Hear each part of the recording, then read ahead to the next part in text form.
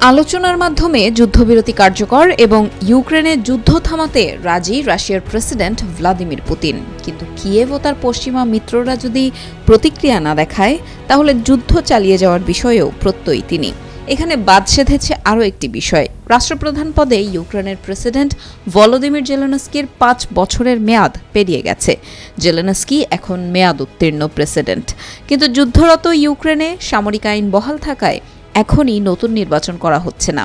এই পরিস্থিতিতে রাশিয়া ও ইউক্রেন শান্তি আলোচনায় বসলে বিষয়টি আইনি বাধা তৈরি করবে। শান্তি আলোচনার প্রতি ইঙ্গিত করে পুতিন বলেন তিনি কার সঙ্গে আলোচনা করবেন। ইউক্রেনে রুশ বাহিনীর সর্বাত্মক আক্রমণ শুরুর 3 বছর চলছে। সেই সঙ্গে 3 বছর ধরে ইউক্রেনে জারি আছে সামরিক আইন। তবে যুদ্ধ চলাকালে জেলেনস্কির রাষ্ট্রপ্রধান পদের বৈধতা নিয়ে ওঠা যে কোনো আপত্তি খারিজ করে দিয়েছেন ইউক্রেনের কর্মকর্তারা। ইউক্রেনের পার্লামেন্টের স্পিকার রুজলান স্টেফানচুক গত সপ্তাহে বলেছেন, প্রেসিডেন্ট জেলেনস্কির পদে থাকার বৈধতা নিয়ে যিনি প্রশ্ন তুলবেন তিনি মিথ্যা তথ্য ছড়াচ্ছেন। এমন প্রশ্ন ইউক্রেনের শত্রুরাই কেবল তুলতে পারে।